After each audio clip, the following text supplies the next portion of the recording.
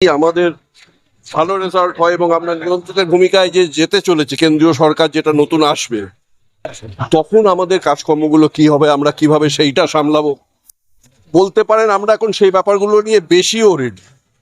কারণ হচ্ছে মানুষের রায় আমাদের পক্ষেই আসবে। এর আগেও যতবার নির্বাচন হয়েছে প্রচার সর্বস্ব একটা দল, তো গতবারও 200 পাওয়ার এতগুলো পাবো অমুক পাবো, আপনি রেজাল্ট দেখেছেন।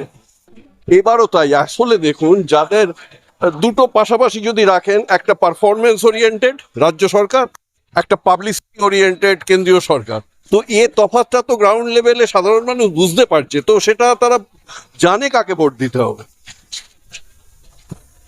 জিতবো এবং তাতে আমাদের দায়িত্ব আরো বাড়বে, এটা বলতে পারি। কারণ এখন শুধু বাংলার দায়িত্ব আছে, এরপরে মমতা ব্যানার্জি এবং তৃণমূল দলের কেন্দ্রের দায়িত্ব বাড়বে, দেশের দায়িত্ব বাড়বে। আশা করি আমরা আপনাদের সহযোগিতায় সেটা সামলাতে পারবো। ভালো থাকবেন, থ্যাংক ইউ। হয়তো ওদের ফল ভালো হবে না বলে ওদের এনার্জি কম।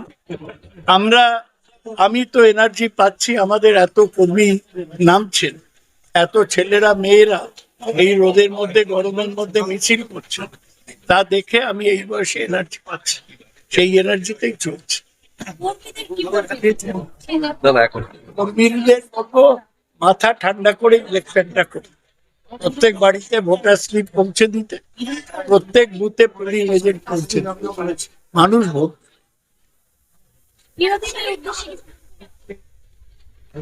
না, ওদের কাজ ওরা করছে, তবে কুৎসা, অপপ্রচার এবং হিংসা যাতে ওরা না করে। ওরা কিছু করে থাকলে বলুন, কিন্তু বিনা কারণে, বিশেষ করে মমতা ব্যানার্জির বিরুদ্ধে উৎসাহ করবেন না। আমি বরাবর গত 15 বছর ধরে আমি দমদমবাসীর সেবা করেছি, আমি যতদিন বেঁচে থাকবো সেটাই আমি ঠিক জোর করবো। আমি একটা কথাই বলবো, মানুষ আমাদের চিনেছে, মানুষ মমতা বন্দ্যোপাধ্যায়কে জেনেছে।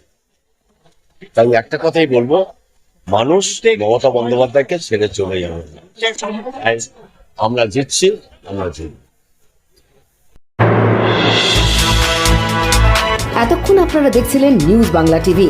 সঙ্গে থাকুন, দেখতে থাকুন নিউজ বাংলা টিভি।